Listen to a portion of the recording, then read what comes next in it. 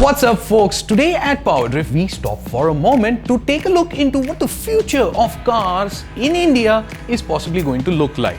And to do that we're gonna have to rewind the clock a bit. In fact, let's rewind the clock back quite a bit, over 150 years. So year 1847 we see a street in Mumbai out here. You're right, that is Victoria Terminus, and all that you and I can see here are bullock carts. Now cut to 2019, that very same place paints a very different picture. For these people, this is what the future was back then. And then this remained to be the future for a long time to come, for over 100 years. My point is, folks, that for over 100 years, cars have largely remained the same. And today we stand once again at the cusp of a big change, a paradigm shift. So for the next few minutes, you and I, we are going to find out what the future has in store for us. And if you remember, for the first time on PowerDrift, we had asked what the future of cars really is like. And these are some of the best entries. Alright then, let's get started. And the first question is, how will the car of the future look like? Will it look like a hatchback? Or will it look like a sedan? Or will it look like a spaceship? Well, not really. For now, cars will pretty much look the same as they do today. But 50 years from now, they will end up looking as odd as pods. But who would really want that? I, for one, don't want that. I want my cars to talk to me. Pardon? Well, will they talk to me? Well, not really that way. I meant that I wanted my cars to talk to me in more ways than just being voice assistance feature. I want them to be more interactive, like Siri, Cortana or Alexa, or like MG Motors friendly assistance feature with whom you can merely hang out simply by saying, Welcome, Benedict. Hello, MG. Thank you, Benedict. Big fan, by the way. In that case, then the future is not really so far away. What's more, something like an MG Hector is also going to get over-the-air updates, much like your phones today do. And speaking of phones, you'll also be able to control the cars from the future with your phone, starting their ignition or starting the climate control inside. Turning on AC. Next question, will the car from the future, will it fly? Well, I certainly do hope so. That would be awesome, but I feel that's a little too complicated to expect now. They will do in the future, but I also have a feeling that when they do fly in the skies, they may get all tangled up in all the power grids and power lines that adorn our Indian skies.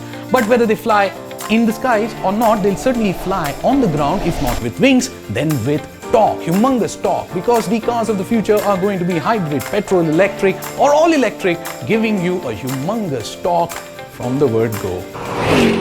Now you may doubt whether we're going to have fully autonomous self-driving cars in our country because, well, we have small little by-lanes and everyone going in the wrong side in all our metropolitan cities. But then we also doubted whether a GPS system would work in our country, and 10 years later it did work in our country. So I have reasons to believe that this will become our future too, somewhere, let's say 10 years from now, or at the most 20. Alright, now on to my favorite question, your favorite question, our country's favorite question. Kitna deti hai? And when we apply this question onto the future of our cars, then the question gets tweaked to kitna degi. Well, the fact is that there are a few electric vehicles around the globe that go 500 to 600 kilometers to a single charge. And in these cases, the question kitna deti hai will have to be completely retired forever. Boy, am I glad for that. But then we have a part of this future also coming into our market, like in the case of the upcoming MG Hector, which has a petrol-electric hybrid drivetrain 48 volt, which is certainly going to give you far more fuel efficiency than your conventional petrol engines. Okay, next question, will the cars of the future be theft-proof? Really? Well, cars of the past haven't been theft-proof, but cars of the future, will they be Okay, but the good news is that certain few manufacturers are bringing in technologies that will help solve this problem. Like for example, the upcoming MG Hector comes with geofencing technology and detects when the car leaves the preset perimeter and instantly alerts you that on your phone. What, Shumi, stealing my car? And he thought he could get away with it. Well, that was that, ladies and gentlemen. But now let's look at what PowerDrift thinks is going to be a realistic future of cars in India. Starting year 2030, which is the proposed year by our government, there will be no sale of internal combustion engines. Cars are either going to be electric, hybrid, hydrogen fuel cell powered or they could be solar powered. My point is there will be no cars that will burn fossil fuels.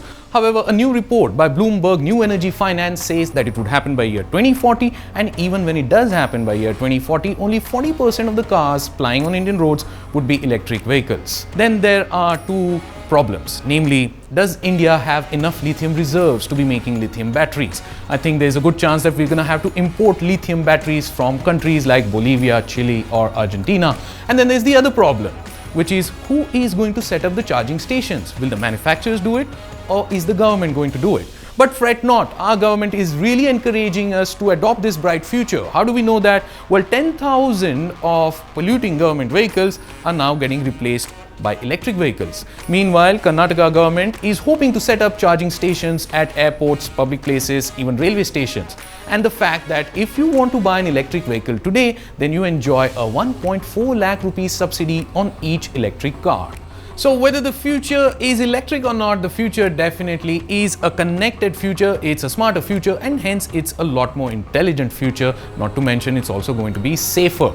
Thanks a lot folks for writing in your questions to us. Thank you so much for participating. A special shout out to Shubham Khera, Shubham Bhardwaj, Saili Pawar, Nilesh Patil and Yasir Farooqi. I hope you are wishing India all the best for the future along with us. I'm going to see you again very soon. Goodbye.